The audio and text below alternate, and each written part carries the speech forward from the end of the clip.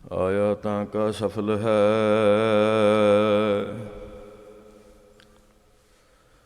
ਪਰ ਉਪਕਾਰੀ ਹੋਏ।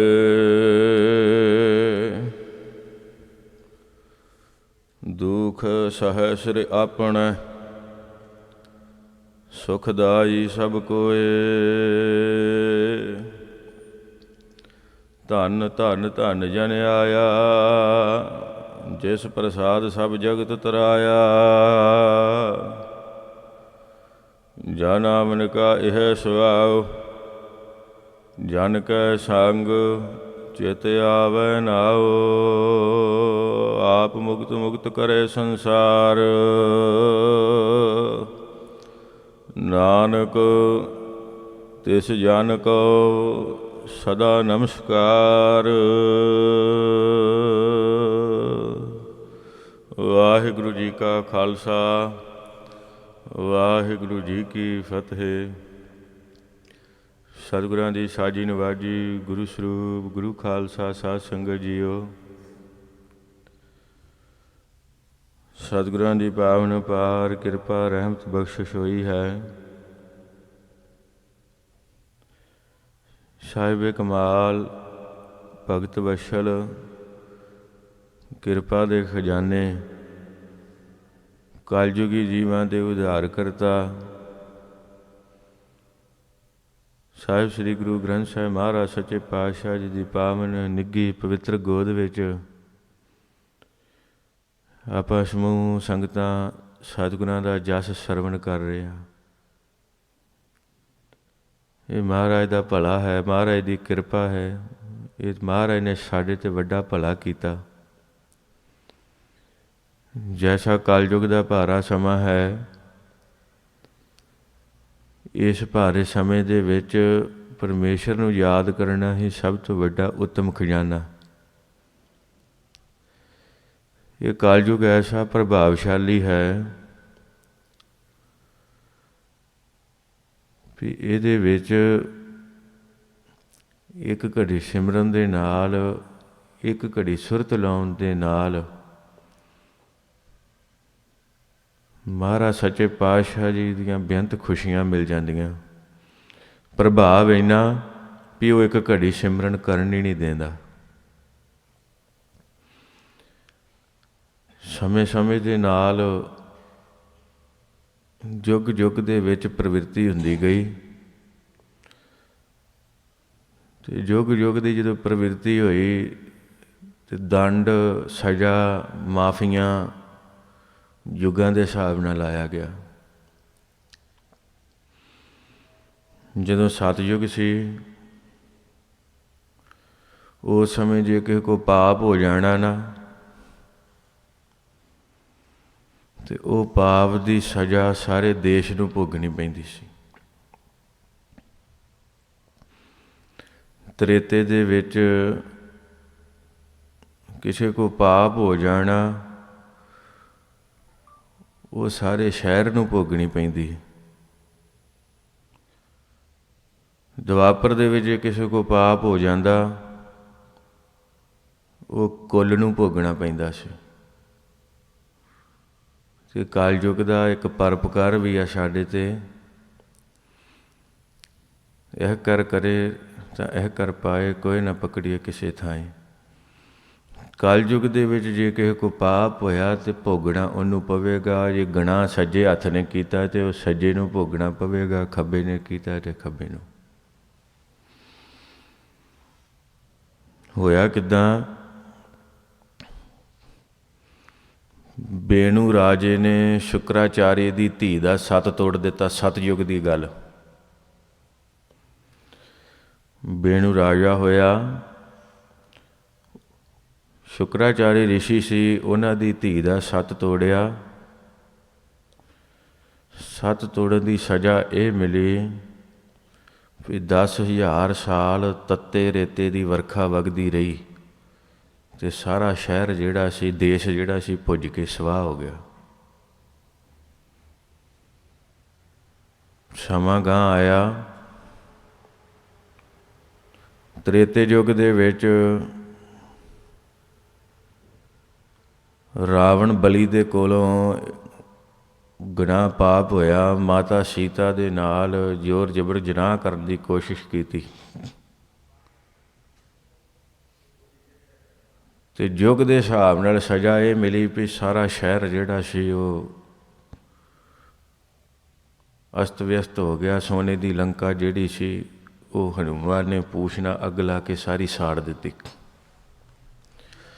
ਇਹ ਜਿਹੜੇ ਪ੍ਰਕਰਨ ਮੈਂ ਬੋਲ ਰਿਹਾ, ਇਹ ਮਨ ਦੇ ਵਿੱਚ ਇਹ ਨਾ ਕਿ ਉਹ ਵੀ ਇਹ ਹਿੰਦੂ ਗ੍ਰੰਥਾਂ ਦੇ ਨੇ, ਨਹੀਂ। ਇਹ ਕਲਗੀਧਰ ਪਾਤਸ਼ਾਹ ਨੇ ਸਾਨੂੰ ਬਖਸ਼ਿਸ਼ ਕੀਤੀ, ਸ੍ਰੀ ਦਸਮ ਪਾਤਸ਼ਾਹ। ਅਤੇ ਦਸਮ ਮਹਾਰਾਜ ਦੀ ਬਾਣੀ ਦੇ ਵਿੱਚ ਮਹਾਰਾਜ ਨੇ ਰਾਮਾ ਅਵਤਾਰ, ਕ੍ਰਿਸ਼ਨ ਅਵਤਾਰ, 24 ਅਵਤਾਰਾਂ ਦੀ ਗੱਲ ਕੀਤੀ ਅਤੇ ਉਹਨਾਂ ਅਵਤਾਰਾਂ ਦੇ ਵਿੱਚ ਹੀ ਮਹਾਰਾਜ ਸਾਹਿਬ ਨੇ ਬਖਸ਼ਿਸ਼ਾਂ ਕੀਤੀਆਂ, ਜਿਹੜਾ ਸਾਡੇ ਕੋਲ ਖਜ਼ਾਨਾ। ਅਤੇ ਦੁਆਪਰ ਆਇਆ, ਦਰਬਾਸਾ ਰਿਸ਼ੀ ਦੇ ਨਾਲ ਟੀਚਰ ਕੀਤੀ ਸਾਂਭ ਨੇ, ਸ਼੍ਰੀ ਕ੍ਰਿਸ਼ਨ ਦੇ ਪੁੱਤ ਨੇ। ਟੀਚਰ ਭਾਰੀ ਪਈ, ਢਿੱਡ 'ਤੇ ਬਾਟਾ ਬੰਨ੍ਹ ਕੇ ਕਹਿੰਦਾ ਵੀ ਦੱਸੋ ਕੁੜੀ ਆ ਕਿ ਮੁੰਡਾ। ਸੰਤਨ ਕੇਰੀ ਮਸ਼ਕਰੀ, ਕੋਲ ਡੁੱਬਣ ਕੀ ਰੀਤ। ਸਾਧੂ ਨੂੰ ਮਖੌਲ ਨਹੀਂ ਕਰਨਾ ਚਾਹੀਦਾ, ਸਾਧੂ ਨੂੰ ਕਦੀ ਟੀਚਰ ਨਹੀਂ ਕਰਨੀ ਚਾਹੀਦੀ। ਉਹ ਤਾਂ ਸਮਝ ਲਓ ਵੀ ਆਪਣਾ ਕੁੱਲ ਦਾ ਨਾਸ਼ ਕਰਨ ਵਾਲਾ ਕੰਮ ਬਣ ਗਿਆ। ਅਤੇ ਉਹ ਗੱਲ ਹੋਈ। ਦਰਬਾਸ਼ਾ ਜੀ ਬੜੇ ਸੂਝਵਾਨ ਗਿਆਨੀ, ਬ੍ਰਹਮ ਗਿਆਨੀ, ਪਰਮ ਗਿਆਨੀ ਸਨ, ਤਰਕਾਲਦਰਸ਼ੀ ਸਨ। ਕਹਿੰਦੇ ਵੀ ਮਖੌਲ ਨਹੀਂ ਕਰੀਦਾ ਕਾਕੇ, ਆਪ ਦਾ ਕੰਮ ਕਰੋ। ਉਹਨਾਂ ਫੇਰ ਛੇੜਿਆ, ਸੰਤ ਫੇਰ ਨਾ ਬੋਲੇ। ਤੀਜੀ ਵਾਰੀ ਜਦੋਂ ਛੇੜਿਆ ਤਾਂ ਕਹਿੰਦੇ 'ਚ ਤੁਹਾਡੀ ਕੁੱਲ ਦਾ ਨਾਸ਼ ਕਰਨ ਵਾਲਾ। ਘਬਰਾ ਗਏ, ਕਿਉਂਕਿ ਸਾਧੂ ਦਾ ਬਚਨ ਸੀ, ਪੂਰਾ ਵੀ ਹੋਣਾ ਸੀ। ਡਰਦਿਆਂ ਮਾਰਿਆਂ ਨੇ ਜਮਨਾ ਦੇ ਕੰਢੇ 'ਤੇ ਬੈਠੇ ਅਤੇ ਉਹ ਬਾਟਾ ਘਸਾਉਣਾ ਸ਼ੁਰੂ ਕਰ ਦਿੱਤਾ। ਘਸਾ ਘਸਾ ਕੇ ਉਹ ਬਾਟਾ ਬਰੇਤੀ ਹੋ ਗਿਆ। ਜਦੋਂ ਬਰੇਤੀ ਹੋ ਗਿਆ ਅਤੇ ਛੋਟਾ ਜਿਹਾ ਟੁਕੜਾ ਬਚਿਆ। ਉਹ ਜਿਹੜਾ ਟੁਕੜਾ ਉਹਨਾਂ ਨੇ ਦਰਿਆ 'ਚ ਸੁੱਟ ਦਿੱਤਾ, ਉਹ ਮੱਛੀ ਦੇ ਮੂੰਹ 'ਚ ਚਲਾ ਗਿਆ। ਉਹ ਜਿਹੜੀ ਬਰੇਤੇ ਦੇ ਨਾਲ ਦਰਿਆਵਾਂ ਦੇ ਕੰਢੇ 'ਤੇ ਦਬਕਾਈ ਉੱਗ ਪਈ ਅਤੇ ਉਹ ਜਿਹੜਾ ਟੁਕੜਾ ਸੀ ਮੱਛੀ ਨੇ ਖਾਧਾ। ਉੱਧਰ ਫਦਕ ਆਇਆ, ਮਛਵਾਰਾ ਆਇਆ, ਉਹਨੇ ਜਾਲ ਸੁੱਟਿਆ ਅਤੇ ਉਹ ਮੱਛੀ ਉਹਦੇ ਜਾਲ ਦੇ ਵਿੱਚ ਆ ਗਈ। ਬਿੱਧ ਬਣਨੀ ਸੀ ਨਾ, ਕਿਉਂਕਿ ਬਚਨ ਹੋ ਗਿਆ ਸਾਧੂ ਦਾ।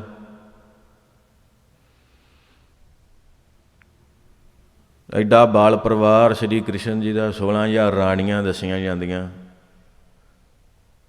ਅਤੇ 10-10 ਪੁੱਤ ਹੀ ਇੱਕ ਰਾਣੀ ਦੇ, ਇੱਕ ਧੀ ਸੀ ਇੱਕ ਰਾਣੀ ਦੀ।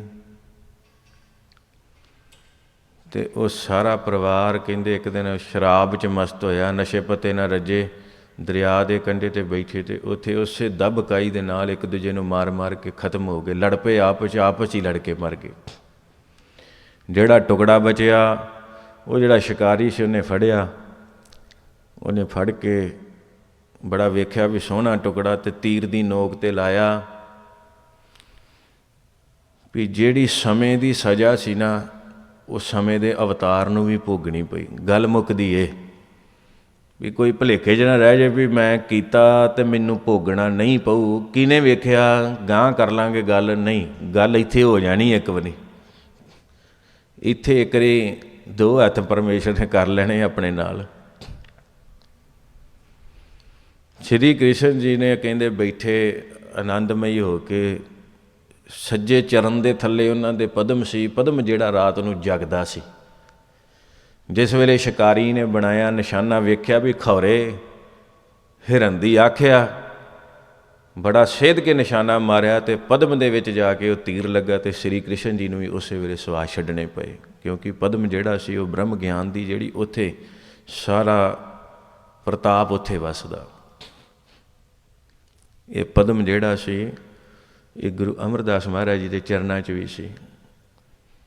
ਇਹ ਪਦਮ ਸੀ ਜਿਨ੍ਹਾਂ ਦੇ ਪ੍ਰਥਾਏ ਅੱਜ ਸਤਿਗੁਰਾਂ ਦੀ ਪਾਰ ਕਿਰਪਾ ਦੇ ਨਾਲ ਮੀਰੀ ਪੀਰੀ ਦੇ ਮਾਲਕ ਗੁਰੂ ਹਰਗੋਬਿੰਦ ਸਾਹਿਬ ਮਹਾਰਾਜ तिन्हां दे दर घर तों वरसाए विधिया शीना गुरसीना मत प्रबीना बहादुर बाबा विधि चंद साहब, तिन्हां दे 11वें जानशीन सचखंड वासी संत बाबा दया सिंह जी सिर ਸਿੰਘ वाले, ये पदम उन्हां दे चरनां दे विच भी सी।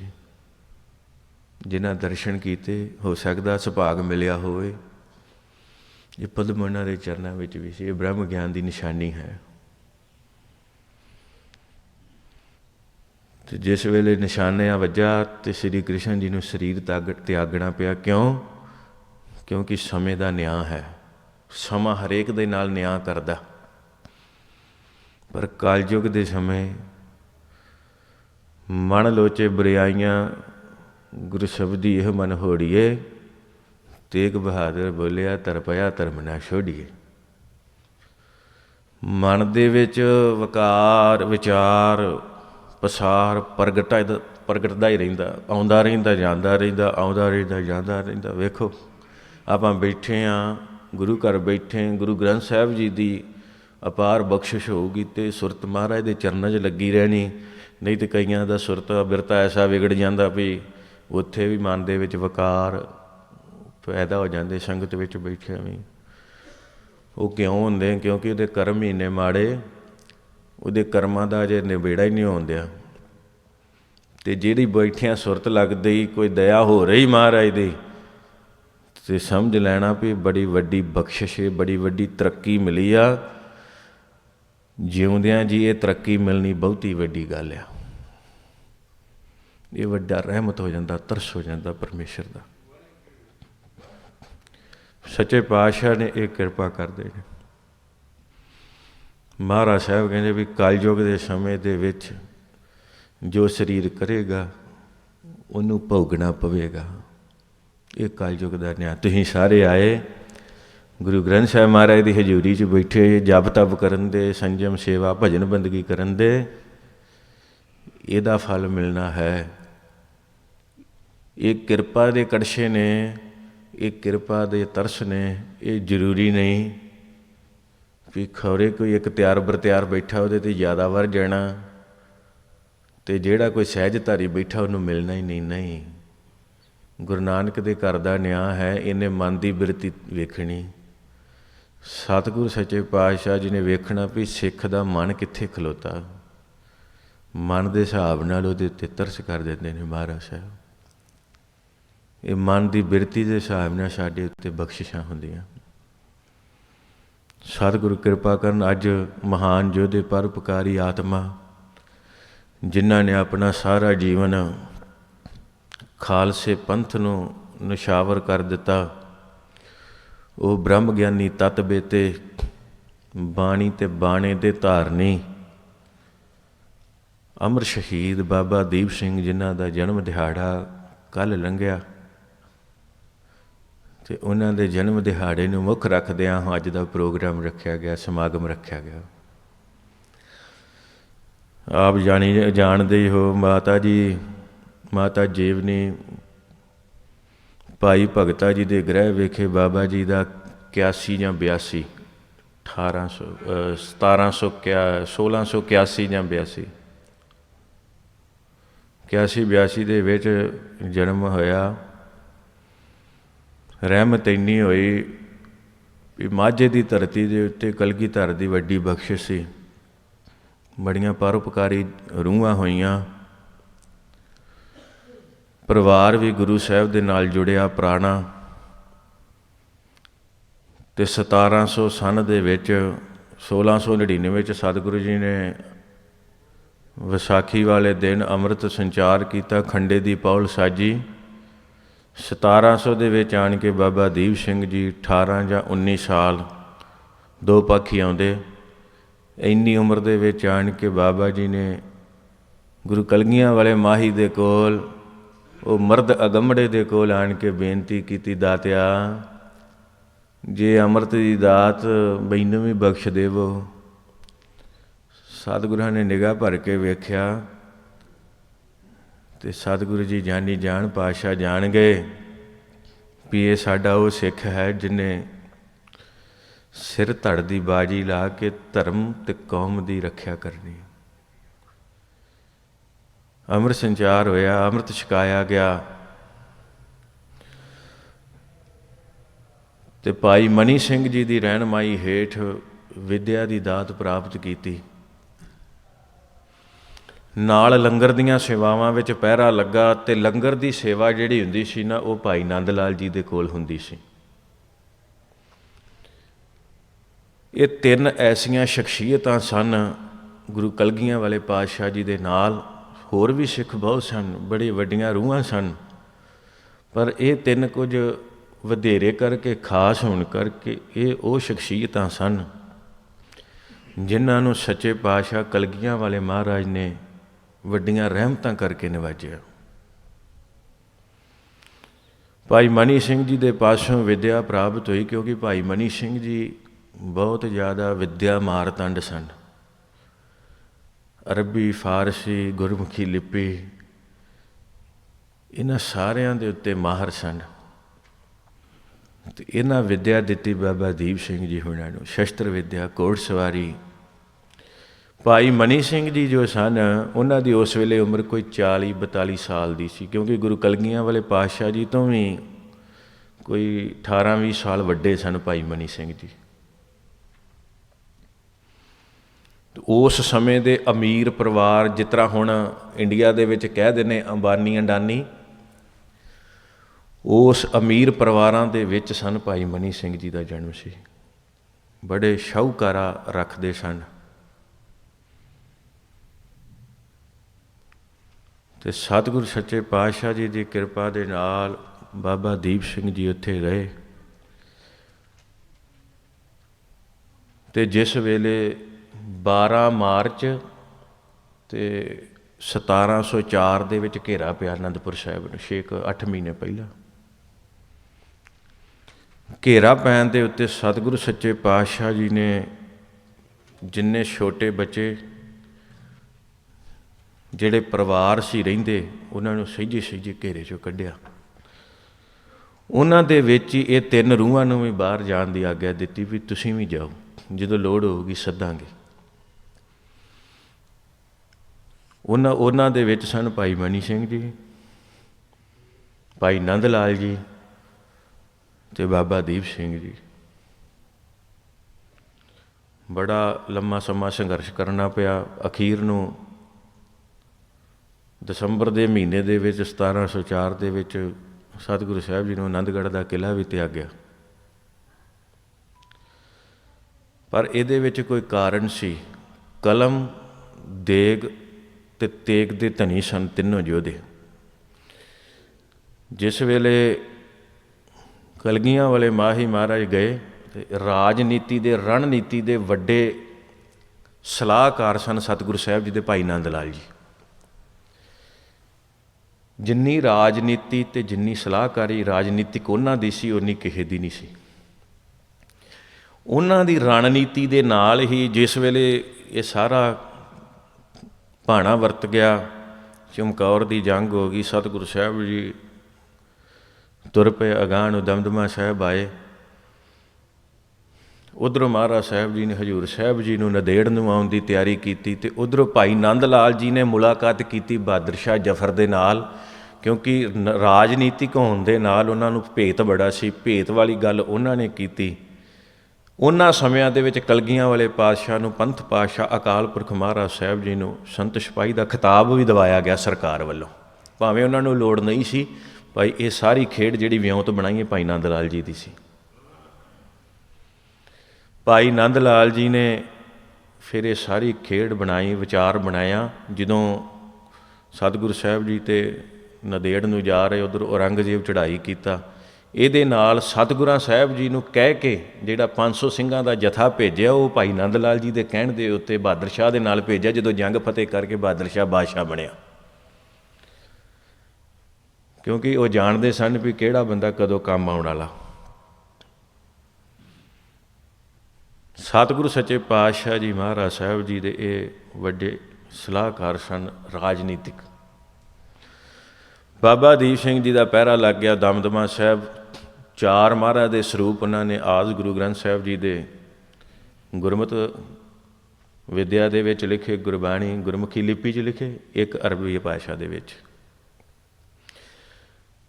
ਅਰਬੀ ਭਾਸ਼ਾ ਸਮਝਣੀ ਅਤੇ ਪੜ੍ਹਨੀ ਬੜੀ ਔਖੀ। ਜਿਹੜੇ ਦਸਮ ਨੂੰ ਪੜ੍ਹਦੇ ਹੋਣਗੇ, ਅਤੇ ਜਿਸ ਤਰ੍ਹਾਂ ਮਹਾਰਾਜ ਸਾਹਿਬ ਜੀ ਦੀ ਹਕਾਇਤ ਹੈ, ਰਜ਼ਾ ਬਖਸ਼ ਬਖਸ਼ਿੰਦੇ ਬੇਸ਼ੁਮਾਰ, ਰਿਹਾਈ ਦੇਹੋ ਪਾਕ ਪਰਵਰਦਿਗਾਰ, ਰਹੀਮੋ ਕਰੀਮੋ ਮਕੀਨੋ ਮਕਾਂ, ਅਜ਼ੀਮੋ ਫਹੀਮੋ ਜ਼ਮੀਨੋ ਜ਼ਮਾਂ, ਸ਼ੁਨੀਦਨ ਸ਼ੁਖਨ ਕਹੋ ਕੈਬਰ ਅਜ਼ੀਮ, ਕੇ ਅਫਗਾਂ ਯਕੇ ਬੂਦ ਓ ਯਾ ਰਹੀਮ, ਯਕੇ ਬਾਨੂਏ ਬੂਦੋ ਹਮਚੋ ਮਾਹਾ, ਕੁਨਦ ਦੀਦਨ ਸ਼੍ਰਿਸ਼ਟ ਗਰਦਨ ਜੇ ਸ਼ਾਹਾ, ਬ ਅਬਰੂ ਚੋ ਅਬਰੇ ਬਹਾਰਾਂ ਕੁਨਦ, ਬ ਮੈਗਾਂ ਚੋ ਅਜ ਤੀਰ ਬਾਰਾ ਕੁਨਦ, ਰੁਖੇ ਚੋ ਖਲਾਸੀ ਦੇ ਹੱਦ ਮਾਹਰਾਂ, ਬਹਾਰੇ ਗੁਲਿਸਤਾਂ ਦੇ ਹੱਦ ਸ਼ਾਹਰਾਂ, ਬ ਅਬਰੂ ਕਮਾਨੇ ਸ਼ੁਦਾ ਨਾਜ਼ਨੀ, ਬ ਚਸ਼ਮਸ਼ ਜਨਤ ਕੈਬਰੇ ਕਹਿਰਗੀ, ਬ ਮਸਤੀ ਦੇ ਹੱਦ ਹਮ ਚੁਨੀ ਰੁਏ ਮਸਤ, ਗੁਲਿਸਤਾਂ ਕੁਨਦ ਬੂ ਮਸ਼ਹੂਰੀ ਦੇ ਦਸਤ। ਇਹ ਜ਼ਫਰਨਾਮੇ ਦੀ ਆਖਰੀ ਹਕਾਇਤ, ਜਿਹੜਾ ਦਸਮ ਮਹਾਰਾਜ ਦੀ ਬਾਣੀ ਦਾ ਭੋਗ ਹੁੰਦਾ। ਪੜ੍ਹਨ ਦੇ ਵਿੱਚ ਪੜ੍ਹ ਸਕਦੇ, ਪਰ ਇਹਨੂੰ ਸਮਝਣ ਵਾਸਤੇ ਜਿਹੜੇ ਅਰਬੀ ਜਾਂ ਫਾਰਸੀ ਦੇ ਗਿਆਤਾ, ਉਹਨਾਂ ਗਿਆਨੀਆਂ ਦੇ ਕੋਲ ਕਲਾਸ ਲਾਉਣੀ ਪੈਣੀ। ਧੰਨ ਬਾਬਾ ਦੀਪ ਸਿੰਘ ਜੀ, ਆ ਦੋ ਸ਼ਬਦ ਆਉਂਦੇ ਜਿਸ ਤਰ੍ਹਾਂ ਸ਼ੁਰੂ ਦੇ ਵਿੱਚ ਜਪਜੀ ਸਾਹਿਬ ਦੇ ਵਿੱਚ ਹੁਕਮ ਰਜਾਈ ਚੱਲਣਾ ਨਾਨਕ ਲਿਖਿਆ ਨਾਲ। ਹੁਕਮ ਜਿਹੜਾ ਸ਼ਬਦ ਹੈ ਉਹ ਅਰਬੀ ਦਾ, ਰਜਾਈ ਜਿਹੜਾ ਹੈ ਉਹ ਫਾਰਸੀ ਦਾ। ਇੱਕੋ ਗੱਲ ਨੂੰ ਦੋ ਵਾਰੀ ਕਰਨਾ, ਇਹ ਗੁਰੂ ਨਾਨਕ ਸਾਹਿਬ ਤੋਂ ਵੱਡਾ ਕੋਈ ਨਹੀਂ ਸੀ ਗਿਆਨੀ। ਗੁਰੂ ਅਕਾਲ ਪੁਰਖ ਮਹਾਰਾਜ ਸਾਹਿਬ ਜੀ ਨੇ ਲਿਖਿਆ, ਪਰ ਉਹਨੂੰ ਸਮਝਣ ਵਾਸਤੇ ਗਾਂ ਪੜ੍ਹਨ ਦੀ ਲੋੜ ਸੀ, ਅਤੇ ਪੜ੍ਹਨ ਵਾਲਾ ਪੈਰਾ ਗਾਂ ਗਾਂ ਢਿੱਲਾ ਹੁੰਦਾ ਜਾਂਦਾ। ਅਤੇ ਬਾਬਾ ਦੀਪ ਸਿੰਘ ਜੀ ਕਿੰਨੇ ਗਿਆਨੀ ਹੋਣਗੇ, ਕਿੰਨੇ ਵਿਦਵਾਨ ਹੋਣਗੇ, ਜਿਨ੍ਹਾਂ ਨੇ ਅਰਬੀ ਭਾਸ਼ਾ ਦੇ ਵਿੱਚ ਇੱਕ ਓਂਕਾਰ ਤੋਂ ਲੈ ਕੇ 18, 10, 20 ਤੱਕ ਗੁਰੂ ਗ੍ਰੰਥ ਸਾਹਿਬ ਮਹਾਰਾਜ ਦਾ ਸਰੂਪ ਲਿਖ ਦਿੱਤਾ। ਕਿੱਡੇ ਗਿਆਨੀ ਹੋਣਗੇ ਉਹ। ਐਸੀ ਪਰਉਪਕਾਰੀ ਆਤਮਾ ਸਨ ਬਾਬਾ ਦੀਪ ਸਿੰਘ ਜੀ। ਜਿਸ ਵੇਲੇ ਬਾਬਾ ਬੰਦਾ ਬਹਾਦਰ ਜੀ ਵੀ ਆਏ, ਉਸ ਵੇਲੇ ਵੀ ਬਾਬਾ ਦੀਪ ਸਿੰਘ ਜੀ ਨਾਲ ਲੜੇ ਸਰਹੰਦ ਫਤਿਹ ਦੇ ਵਿੱਚ, ਜਿਹਦੇ ਵਿੱਚ ਬਾਬਾ ਦੀਪ ਸਿੰਘ ਜੀ ਦਾ ਉਤਲਾ ਇੱਕ ਦੰਦ ਵੀ ਟੁੱਟ ਗਿਆ। ਅਤੇ ਪੰਥ ਪ੍ਰਕਾਸ਼ ਦੇ ਵਿੱਚ ਇਹ ਲਿਖਿਆ ਹੈ ਵੀ ਬਾਬਾ ਦੀਪ ਸਿੰਘ ਜੀ ਦਾ ਦੰਦ ਟੁੱਟਾ, ਅਤੇ ਫਿਰ ਬਾਬਾ ਬੰਦਾ ਸਿੰਘ ਬਹਾਦਰ ਵੱਲੋਂ ਇਹਨਾਂ ਨੂੰ ਜਿੰਦਾ ਸ਼ਹੀਦ ਦਾ ਵੀ ਖਿਤਾਬ ਦਿੱਤਾ ਗਿਆ ਸੀ ਉਸ ਵੇਲੇ। ਬੜੇ ਮਹਾਨ ਯੋਧੇ ਸਨ ਬਾਬਾ ਦੀਪ ਸਿੰਘ ਜੀ। ਜਿਸ ਉਮਰ ਦੇ ਵਿੱਚ, ਜਵਾਨੀ ਦੇ ਵਿੱਚ ਹਰ ਬੰਦਾ ਆਪਣੇ ਸ਼ੌਂਕ ਪੂਰੇ ਕਰਦਾ, ਉਹ ਸਮਾਂ ਸਤਿਗੁਰੂ ਕਲਗੀਆਂ ਵਾਲੇ ਮਾਹੀ ਦੇ ਹੁਕਮ ਨੂੰ ਮੰਨ ਕੇ ਇਹ 5 ਸਰੂਪ ਲਿਖਣਾ ਕੀਤੇ ਬਾਬਾ ਦੀਪ ਸਿੰਘ ਜੀ ਨੇ। ਜਦੋਂ ਪਤਾ ਲੱਗਾ ਵੀ ਪੰਥ ਦੇ ਉੱਤੇ ਸ੍ਰੀ ਹਰਿਮੰਦਰ ਦੀ ਬੇਅਦਬੀ ਕਰਨ ਦੀ ਕੋਸ਼ਿਸ਼ ਕੀਤੀ ਗਈ, ਅਤੇ ਉਸ ਬੁੱਢੇ ਜਰਨੈਲ ਦਾ 75 ਸਾਲ ਦੀ ਉਮਰ ਦੇ ਵਿੱਚ ਖੂਨ ਖੌਲਿਆ। ਉਹਨੇ ਕਲਮ ਦਵਾਤ ਅੱਜ ਰੱਖ ਕੇ ਉਸ ਖੰਡੇ ਨੂੰ ਹੱਥ ਪਾਇਆ, ਜਿਹੜਾ ਖੰਡਾ ਕਲਗੀਆਂ ਵਾਲੇ ਪਾਤਸ਼ਾਹ ਵੱਲੋਂ ਵੱਡੀਆਂ ਬਖਸ਼ਿਸ਼ਾਂ ਹੋਈਆਂ, ਉਹ ਖੰਡੇ ਨੂੰ ਹੱਥ ਪਾ ਕੇ ਦਮਦਮਾ ਸਾਹਿਬ ਤੋਂ ਤੁਰੇ, ਅਤੇ ਤੁਰਦਿਆਂ ਤੁਰਦਿਆਂ ਆਣ ਕੇ ਸ਼੍ਰੀ ਟਾਹਲਾ ਸਾਹਿਬ ਸਮਾਧਾ ਬਾਬਾ ਨੋਧ ਸਿੰਘ ਜੀ, ਬਾਬਾ ਦੀਪ ਸਿੰਘ ਜੀ, ਚੱਬੇ ਵਾਲੀ ਧਰਤੀ ਦੇ ਉੱਤੇ ਇਹ ਵੱਡਾ ਭਾਰੀ ਯੁੱਧ ਹੋਇਆ, ਜਿੱਥੇ ਹੋਣੀ ਨੂੰ ਲਲਕਾਰਦਿਆਂ ਹੋਇਆਂ ਵੀ ਬਾਬਾ ਦੀਪ ਸਿੰਘ ਜੀ ਨੇ ਕਹਿ ਦਿੱਤਾ, ਹੋਣੀਏ ਤੂੰ ਖਾਲਸੇ ਦੇ ਅਧੀਨ ਆ, ਖਾਲਸਾ ਤੇਰੇ ਅਧੀਨ ਨਹੀਂ, ਹੋਣੀ ਨੂੰ ਵੀ ਅੱਗੇ ਲਾ ਕੇ ਰੱਖ ਦਿੱਤਾ। ਅਤੇ ਇਹ ਗੱਲ ਅੱਜ ਵੀ ਮਹਾਂਪੁਰਖ ਕਰ ਲੈਂਦੇ ਨੇ, ਕਰਦੇ ਨਾ। ਆਪ ਜੀ ਕਿੰਨੇ ਮਹਾਂਪੁਰਖਾਂ, ਬਾਬਾ ਗੁਰਬਚਨ ਸਿੰਘ ਜੀ ਖਾਲਸਾ ਮਹਾਂਪੁਰਖ ਭਿੰਡਰਾਂ ਵਾਲੇ ਮਰਜ਼ੀ ਨਾਲ ਗਏ, ਡਾਕਟਰਾਂ ਦਾ ਜੀ ਸਰੀਰ ਛੱਡਤਾ ਤੁਸੀਂ, ਕਹਿੰਦੇ ਸਰੀਰ ਨੇ ਛੱਡਿਆ, ਅਸੀਂ ਥੋੜ੍ਹਾ ਛੱਡਿਆ, ਅਜੇ ਅਸੀਂ ਆਪਣੀ ਮਰਜ਼ੀ ਨਾਲ ਜਾਵਾਂਗੇ, ਕੁਝ ਦਿਨ ਠਹਿਰ ਕੇ ਚੱਲ ਜਾਵਾਂਗੇ। ਬਾਬਾ ਸੋਹਣ ਸਿੰਘ ਜੀ, ਸ਼੍ਰੀਮਾਨ ਸੰਤ ਬਾਬਾ ਕਰਤਾਰ ਸਿੰਘ ਜੀ ਖਾਲਸਾ ਭਿੰਡਰਾਂ ਵਾਲਿਆਂ ਦਾ ਫੋਨ ਆਇਆ ਬੰਬੇ, ਆਂਦੇ ਬਾਬਾ ਜੀ, ਆਂਦੇ ਵੀ ਸਰੀਰ ਢਿੱਲਾ ਹੋ ਗਿਆ, ਭਾਣਾ ਵਰਤਾਉਣ ਲੱਗੇ। ਆਂਦੇ ਪਿਤਾ ਜੀ ਭਾਣਾ ਨਾ ਵਰਤਾਇਓ, ਅਸੀਂ ਆ ਰਹੇ ਹਾਂ। ਛੇਤੀ ਦੇ ਨਾਲ ਬੰਬੇ ਤੋਂ ਅੰਮ੍ਰਿਤਸਰ ਪਹੁੰਚਦੇ ਹਾਂ, ਫਿਰ ਵੀ ਕੋਈ ਦਿਹਾੜੀ ਲੱਗੀ, ਅਤੇ ਬਾਬਾ ਸੋਹਣ ਸਿੰਘ ਜੀ ਮਹਾਂਪੁਰਖ ਡੀਕਦੇ ਰਹੇ। ਜਿਸ ਵੇਲੇ ਬਾਬਾ ਕਰਤਾਰ ਸਿੰਘ ਜੀ ਆਏ, ਸੰਤਾਂ ਨੂੰ ਮਿਲ ਕੇ ਕਹਿੰਦੇ ਅੱਜ ਫਿਰ ਤੁਸੀਂ ਨਿਤਨੇਮ ਸੁਣਾ ਦਿਓ। ਨਿਤਨੇਮ ਸੁਣਿਆ, ਨਿਤਨੇਮ ਸੁਣ ਕੇ ਕਹਿੰਦੇ ਚਲੋ ਫਿਰ ਹੁਣ ਅੱਜ ਛੱਡ ਦਈਏ ਸਰੀਰ, ਹੋਣੀ ਨੂੰ ਵੀ ਅੱਗੇ ਲਾ ਸਕਦਾ ਖਾਲਸਾ, ਖਾਲਸਾ ਹੋਣੀ ਦੇ ਅਧੀਨ, ਹੋਣੀ ਖਾਲਸੇ ਦੇ ਅਧੀਨ ਰੱਖ ਦਿੱਤੀ ਮਹਾਰਾਜ ਨੇ। ਮਹਾਂਪੁਰਖ ਬਾਬਾ ਦਇਆ ਸਿੰਘ ਜੀ ਬਚਨ ਕਰ ਲਿਆ ਵੀ ਸਰੀਰ ਛੱਡਣਾ ਤੇ ਜਾ ਕੇ ਆਸਣ ਤੇ ਛੱਡਣਾ, ਹਸਪਤਾਲ ਸਰੀਰ ਨਹੀਂ ਛੱਡਣਾ। ਬਚਨ ਕੀਤਾ ਤੇ ਸਾਧ ਬਚਨ ਅਟਲਾਦਾ, ਸਾਧੂ ਨੇ ਬਚਨ ਭਗਾਇਆ। 3 ਵਜੇ ਅੰਮ੍ਰਿਤ ਵੇਲੇ ਕਹਿ ਦਿੱਤਾ ਵੀ ਅਸੀਂ ਸਰੀਰ ਛੱਡਣ ਲੱਗੇ ਹਾਂ। ਦਾਸ ਕੋਲ ਉਸ ਵੇਲੇ, ਬਾਬਾ ਜੀ, ਬਾਬਾ ਅਵਤਾਰ ਸਿੰਘ ਜੀ ਕੋਲ ਉਸ ਵੇਲੇ, ਕਹਿੰਦੇ ਪਰ ਜਾ ਕੇ ਆਸਣ ਤੇ ਛੱਡਣਾ, ਇੱਥੇ ਨਹੀਂ ਛੱਡਣਾ।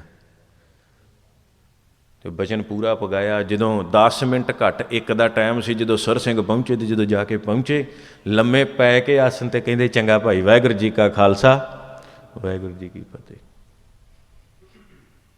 ਇਹ ਕੌਣ ਨੇ? ਇਹ ਕਲਗੀਆਂ ਵਾਲੇ ਮਾਹੀ, ਇਹ ਸੱਚੇ ਪ੍ਰੀਤਮ ਧੰਨ ਗੁਰੂ ਕਲਗੀਆਂ ਵਾਲੇ ਪਾਤਸ਼ਾਹ ਦੀ ਫੌਜ। ਇਹ ਉਹਨਾਂ ਦੇ ਦਰੋਂ ਘਰੋਂ ਸਾਜੇ ਨਵਾਜੇ ਮਹਾਂਪੁਰਖ ਬ੍ਰਹਮ ਗਿਆਨੀ, ਐਸੀਆਂ ਕਲਾ ਦੇ ਮਾਲਕ ਹੁੰਦੇ ਨੇ। ਬਾਬਾ ਦੀਪ ਸਿੰਘ ਜੀ ਨੇ ਵੀ ਆਪਣੇ ਬਚਨ ਪਗਾਏ।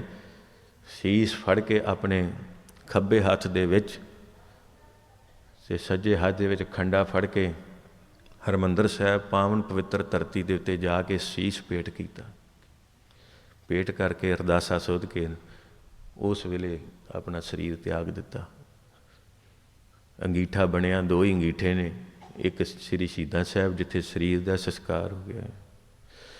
2 ਵਿਚਾਰ ਆਉਂਦੇ ਨੇ, ਕਹਿੰਦੇ ਵੀ ਸਰੀਰ ਉੱਥੇ ਭੇਟ ਕੀਤਾ ਬਸ ਭੇਟਾ ਵਾਸਤੇ, ਉਹ ਸਰੀਰ ਜਿੱਥੇ ਭੇਟਾ ਕੀ ਸੀਸ ਭੇਟਾ ਕੀਤਾ ਸੀ ਉੱਥੇ ਤਾਂ ਸਥਾਨ ਬਣਿਆ। ਦੂਜਾ ਇਹ ਹੈ ਵੀ ਉੱਥੇ ਸੀਸ ਦਾ ਵੀ ਸੰਸਕਾਰ ਹੋਇਆ। ਪਰ ਇਹ ਹੈ ਬ੍ਰਹਮ ਗਿਆਨੀਆਂ ਦੀ ਗੱਲ, ਪਰਮੇਸ਼ਰ ਦੇ ਪਿਆਰਿਆਂ ਦੀ ਗੱਲ, ਜਿਨ੍ਹਾਂ ਦੀ ਯਾਦ ਵਿੱਚ ਆਪਾਂ ਅੱਜ ਬੈਠੇ ਹਾਂ। ਬਾਬਾ ਦੀਪ ਸਿੰਘ ਜੀ ਮਹਾਂਪੁਰਖ, ਜਿਨ੍ਹਾਂ ਦੀ ਯਾਦ ਪਰਸੋਂ ਤੋਂ 26 ਜਨਵਰੀ ਵਾਲੇ ਦਿਨ ਤੋਂ ਅੰਮ੍ਰਿਤਸਰ ਬੜੇ ਵੱਡੇ ਪੱਧਰ 'ਤੇ ਮਨਾਈ ਜਾ ਰਹੀ। ਕੱਲ੍ਹ ਵੀ ਸੀ, ਅੱਜ ਵੀ ਬਹੁਤ ਜ਼ਿਆਦਾ ਇਕੱਠ ਹੈ, ਬਹੁਤ ਜ਼ਿਆਦਾ ਸੰਗਤਾਂ ਦਾ ਹੜ੍ਹ ਉੱਥੇ ਪਹੁੰਚਿਆ। ਅਤੇ ਅਗਲੇ 4 ਤਰੀਕ ਨੂੰ ਇਹ ਨਗਰ ਕੀਰਤਨ ਸ੍ਰੀ ਸ਼ਹੀਦਾਂ ਸਾਹਿਬ ਤੋਂ ਪਹੂਵਿੰਡ ਸਾਹਿਬ ਜਾਂਦਾ। ਸ਼੍ਰੀਮਾਨ ਸੰਤ ਬਾਬਾ ਕਸ਼ਮੀਰ ਸਿੰਘ ਜੀ ਭੂਰੀ ਵਾਲੇ, ਉਹਨਾਂ ਦੀ ਰਹਿਨਮਾਈ ਦੇ ਵਿੱਚ ਚੱਲਦਾ। 17 ਕਿਲੋਮੀਟਰ ਦਾ ਇਹ ਲੰਬਾ ਨਗਰ ਕੀਰਤਨ ਹੁੰਦਾ, ਜਿਹਦੇ ਵਿੱਚ ਕੋਈ 35 ਤੋਂ 40 ਲੱਖ ਦੇ ਕਰੀਬ ਸੰਗਤ ਦਾ ਦਾਅਵਾ ਕੀਤਾ ਜਾਂਦਾ ਹੁੰਦਾ। ਇਹ ਕਾਹਦੇ ਵਾਸਤੇ? ਵੀ ਉਹਨਾਂ ਪੰਥ ਵਾਸਤੇ ਆਪਣਾ ਸੀਸ ਦਿੱਤਾ, ਪੰਥ ਵਾਸਤੇ ਆਪਣਾ ਸਾਰਾ ਕੁਝ ਨਿਸ਼ਾਵਰ ਕਰ ਦਿੱਤਾ। ਐਸੇ ਬ੍ਰਹਮ ਗਿਆਨੀ ਮਹਾਂਪੁਰਖ ਬਾਬਾ ਦੀਪ ਸਿੰਘ ਜੀ, ਜਿਨ੍ਹਾਂ ਦੀ ਯਾਦ ਵਿੱਚ ਆਪਾਂ ਜੁੜ ਕੇ ਬੈਠੇ ਹਾਂ। ਸੱਚੇ ਪਾਤਸ਼ਾਹ ਕਿਰਪਾ ਕਰਨ ਵੀ ਉਹਨਾਂ ਦੇ ਪੂਰਨਿਆਂ 'ਤੇ ਚੱਲਣ ਦਾ ਬਲ ਬਖਸ਼ਣ। ਉਹਨਾਂ ਵਰਗੇ ਤੇ ਹੋਣਾ ਬੜੀ ਦੂਰ ਦੀ ਗੱਲ, ਸਿਰਫ ਉਹਨਾਂ ਦਾ ਕਿਣਕਾ ਮਾਤਰ ਰੂਹਾਨੀਅਤ ਦਾ ਇੱਕ ਕਿਣਕਾ ਸਾਡੇ ਉੱਤੇ ਕਿਰ ਜਾਵੇ, ਅਤੇ ਜਿਹਦੇ ਨਾਲ ਅਸੀਂ ਵੀ ਆਪਣਾ ਕੁਝ ਜੀਵਨ ਨੂੰ ਸਫਲਾ ਕਰ ਜਾਈਏ। ਬੰਦਗੀ ਸਿਮਰਨ ਕਰਕੇ, ਭਜਨ ਕਰਕੇ, ਵੇਲਾ ਸਾਂਭ ਕੇ ਸਤਿਗੁਰੂ ਸਾਹਿਬ ਜੀ ਦੀ ਯਾਦ ਵਿੱਚ ਜੁੜ ਜਾਈਏ। ਸਤਿਗੁਰੂ ਸਾਹਿਬ ਕਿਰਪਾ ਕਰਨ, ਭਲਾ ਕਰਨ, ਮਿਹਰ ਭਰਿਆ ਹੱਥ ਰੱਖਣ। ਵਿਚਾਰਾਂ ਕਰਦਿਆਂ ਹੋਈਆਂ ਗਲਤੀਆਂ ਦੀ ਮਾਫੀ। ਗੁਰੂ ਸੰਗਤ ਬਖਸ਼ਣ ਹਾਰੇ ਹੋ ਬਖਸ਼ਣਾ, ਅਸੀਸ ਬਖਸ਼ਣੀ। ਸਤਿਗੁਰੂ ਸੱਚੇ ਪਾਤਸ਼ਾਹ ਆਪ ਜੈਸੀਆਂ ਰੱਬ ਵਰਗੀਆਂ ਰੂਹਾਂ ਦੇ ਦਰਸ਼ਨ ਦੀਦਾਰ ਬਖਸ਼ਦੇ ਰਹਿਣ। ਗੱਜ ਕੇ ਫਤਿਹ ਬੁਲਾਈਏ। ਵਾਹਿਗੁਰੂ ਜੀ ਕਾ, ਵਾਹਿਗੁਰੂ ਜੀ ਕੀ ਫਤਿਹ।